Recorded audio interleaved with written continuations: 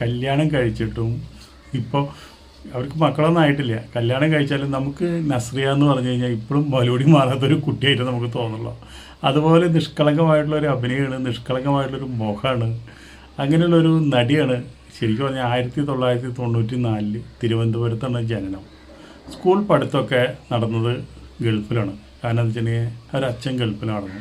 അപ്പോൾ ആ പഠനങ്ങളൊക്കെ അവിടെയാണ് നടന്നത്. അങ്ങനെ നിൽക്കുന്ന സമയത്താണ് ആദ്യമായിട്ട് പിന്നെ കേരളത്തിൽ വന്നതിന് ശേഷമാണ് ആദ്യമായിട്ട് ഒരു സിനിമ കിട്ടുന്നത്. 12-ാം വയസ്സിലാണ് കുളന്തേ എന്ന് പറഞ്ഞൊരു പടത്തിലാണ് നമ്മുടെ നസ്രിയ ആദ്യമായിട്ട് അഭിനയിക്കുന്നത്. മമ്മൂട്ടിയുടെ മകളായിട്ട് അഭിനയിച്ചു. പിന്നെ TV ആങ്കറിങ് ആയിട്ട് നമുക്ക് ഭയങ്കര നമ്മുടെ നസ്രിയയ്ക്ക് ഭയങ്കര ഇഷ്ടമാണ്. അങ്ങനെ TV ആങ്കറിങ് ആയിട്ട് കുറേ ചെയ്തു. അങ്ങനെ നിൽക്കുന്ന സമയത്താണ് തമിഴിൽ നേരം എന്ന് പറഞ്ഞൊരു പടം, ആ ഒരു പടമാണ് ശരിക്കും തമിഴിൽ ബ്രേക്കായത്. ആ പടം ഗംഭീര ഹിറ്റാണ് അവിടെ. അപ്പോൾ അതിൽ നവീൻ പൊളിയൊക്കെ ഉണ്ട്. പിന്നെ രാജാറാണി എന്ന് പറഞ്ഞൊരു പടം വന്നു, അതും ഗംഭീരമായിട്ട് വന്നു. എന്തായാലും കൂടെ അതും ഗംഭീരമായിട്ട് പോയി. അതിനേക്കാളൊക്കെ ഇഷ്ടപ്പെട്ടൊരു പടം എനിക്ക് കേരളത്തിലുള്ള എല്ലാവർക്കും ഇഷ്ടപ്പെട്ടൊരു പടമാണ് ഓം ശാന്തി ഓശാന.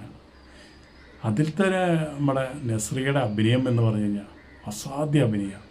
ഇന്നിപ്പം നസ്രിയ ഫുള്ളായിട്ട് ഈ സിനിമാ ഫീൽഡിൽ അഭിനയം തുടർന്ന് കൊണ്ടുപോകാമെന്ന് വെച്ചിട്ടുണ്ടെങ്കിൽ പല നടികളും ഇന്ന് ഔട്ടായേനെ.